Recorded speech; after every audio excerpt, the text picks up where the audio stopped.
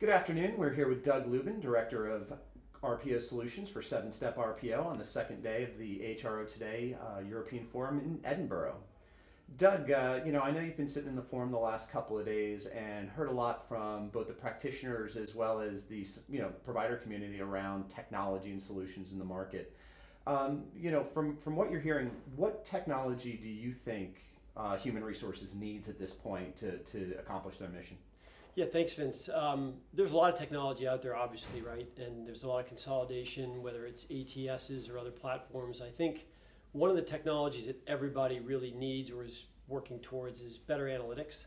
So whether those are reporting platforms or things that tie together the different systems that they have, everybody needs better intelligence to make decisions now on the business. And I think that's really, it's a gap. There are a lot of companies and organizations that have different kinds of reporting and analytics suites, but there's nothing out there really that pulls all of that together into one place that helps organizations make real-time decisions, and I think look at things from a workflow perspective. So I think there's a lot of reporting, maybe even a lot of analytics, but taking that to actionable information and allowing organizations to really give direction on kind of a daily, weekly basis. That's missing, and I think lots of people are looking for that, whether it's professional organizations or companies or nonprofits. There are a lot of those different companies here that I've talked to about that. One of the biggest areas we were hearing around data and technology impact is sourcing. Right. Why is this so mission critical right now? From what you're seeing in the market to a company's talent acquisition strategy? Sure. Well, I think like anything, talent is hard to find. The best talent. Everybody is always looking for the best quality employee. Employees and candidates have tons of choices, so you have to be really competitive. And sourcing is really the first and a continuous point of engagement for companies with candidates. And I think that's one of the common themes that we've talked about here is engagement. And the discussion's really been around not just what are the best forms of engagement and how you engage, but really kind of where that starts. From our perspective, and I think a lot of the organizations we work with, engagement begins in the sourcing process. Your conversations and your relationships with those candidates and future employees really begin there, right? So how you communicate your brand, frequency of that communication, how you portray yourself in the marketplace as an employer of choice. I think all those things are really critical, and sourcing is a continuous process. You're always looking for that talent. You've got to do analytics in those specific markets to know where you can grow your business. You can't really grow somewhere where you can't find the talent or make the talent go. So I think from that perspective, sourcing is really about engagement, but it's also about business planning and figuring out, that's my top resource. How am I going to get it, and where do I have to be in order to grow my business based on that? Sourcing, I think, from our perspective, the way we do our business is based on thoughtful planning and continuous engagement of that resource. Excellent. One of the other things that we've heard a lot about, over the past couple of days is benchmarking of the industry, and what the RPO Bakers does, and some of the other organizations which benchmark, folks like yourselves in the community. Right. As the independent kind of benchmarking aspect from a media standpoint has grown, what impact do you think that's had on the landscape and the ability of companies to buy effectively? So, for us, the Baker's Dozen list is really the industry standard.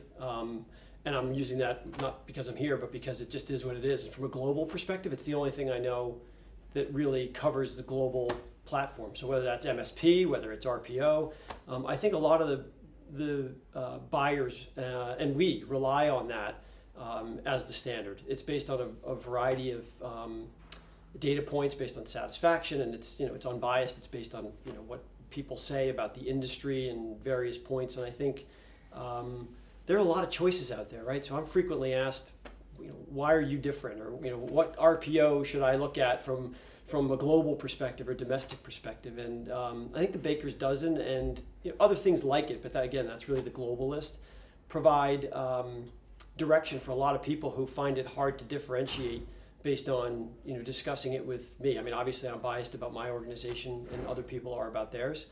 I think that's really the neutral point, the point of reference where people can go and understand based on what my need is and what they do, whether again it's global, domestic, or whatever your bandwidth of your services are.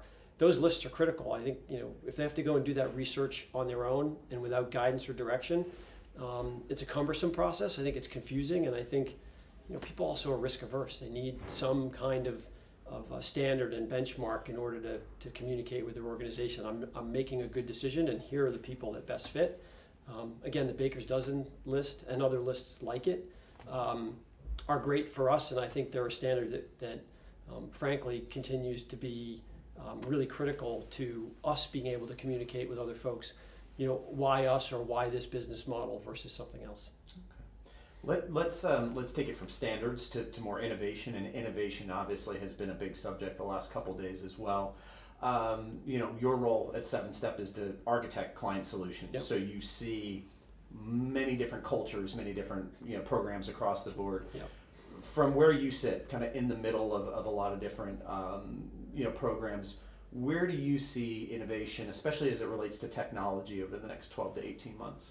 So I think innovation often has the connotation of being something sort of shiny and really cool, and I think sometimes it is, and I think sometimes innovation is just a better way of doing something that you've always done, right? And I think from our perspective, what I said earlier, about technology or anything else, recruiting, which is really my focus. I know this is an HR question, but from a recruiting perspective, innovation is really still based on people, right? For what we do, whether it's technology or something else, process, it's all about how we can communicate better with a hiring manager, how we can more successfully get a candidate to accept a position, how we can actually go out in the market and effectively engage, as I said, with those candidates. So, innovation for us is based partly on technology, which is an enabler, right? But at the end of the day, it's got to produce a better competency. So we spend a ton of time on training in our organization, right? To make people better at what they do, whether that's recruiting as the sales function and communicating with the candidate. So innovation, from our perspective, can be on talent development. The other piece is on talent analytics. So for example, better ways of managing the workflow and how to actually decide where to spend your time and focus your energy. That's an innovation. I mean, it's not a new idea, but being better at that on a daily basis and being able to give organizations a way to look at that. We're constantly doing that. We have our own platforms that do that. So I think training, innovation for us, but at process, technology, it doesn't really matter what it is, but I think that the best organizations now, the ones that we see globally expanding and really having long-term relationships with the customer, is really based on innovating in little ways, in those making processes leaner, or engaging with the candidate in a way that is more meaningful. Well, Doug, I really appreciate your time. Thanks for wrapping up the second day of the forum in Edinburgh, and enjoy the rest of the show. Yeah, it's been great. Thanks for having me.